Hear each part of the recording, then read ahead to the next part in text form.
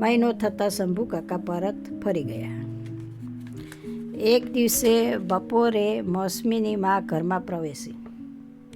અરે આવો આવો શેઠાણી બા. તેઓ દોડતા પાણી લઈ આવી ગયા.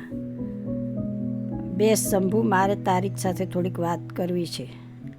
પછી ઈશારાથી પૂછ્યું, ઘરમાં કોઈ છે કે નહીં અત્યારે? શંભુ કાકા પરાણે હસ્યા. આ ઘરમાં આમ પણ મારા સિવાય કોઈ હોય કે ન હોય કોઈ ફેર નથી. ક્યારેક અડધી રાતે વળી આ ઘર થોડુંક જાગે. હવે આ ઘરને આપણે જગાડવાનું છે.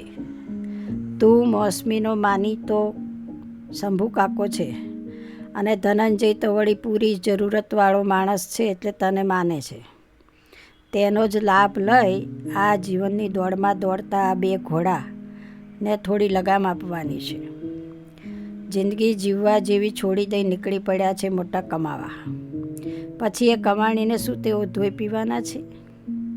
જ્યાં બે માણસ સાથે શાંતિથી બેસી ચા નાસ્તો ન કરે, એક ટાઈમ સાથે જમી પણ ન શકે, પણ થોડી નાની મોટી શિખામણોને આવી જ કંઈક વાત અને ટ્રીક આપી શેઠાણી ચાલ્યા ગયા. બીજે દિવસે શંભુ કાકા બાજી સંભાળવામાં લાગ્યા.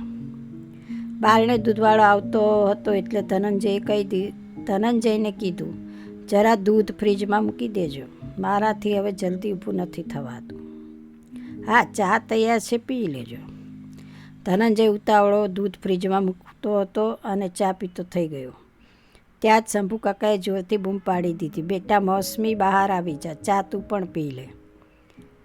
આજે મારાથી રૂમમાં આપવા નહીં અવાય, મારા પગ દુખે છે. મોસમી ફટાફટ બહાર આવી ચા પીવા લાગી. તેણે અત્યારે ઉડતી નજરે ધનંજયને જોયો. કેટલો હેન્ડસમ લાગતો હતો. ધનંજય મોસમીને જોઈ રહ્યો. કેટલી યંગ અને બ્યુટીફુલ વાઈફ છે બોલો મારી. શંભુ કાકા તેમાંથી ખસવા માટે ધીમેથી પાછળ ભાગે ચાલી ગયા. બંને ઝડપથી આલિંગન અને ચુંબન લીધા. બેટા, મારે એક માનતા છે, નજીકના મંદિરે જ જવાનું છે, તું તારી ગાડી લઈ લે તો સારું. મોસમીએ આવવા માટે હા કહી દીધી છે. રવિવારે સવારે ખાસ તો કંઈ કામ નથી એવું કંઈક ધનંજયે વિચારી લીધું.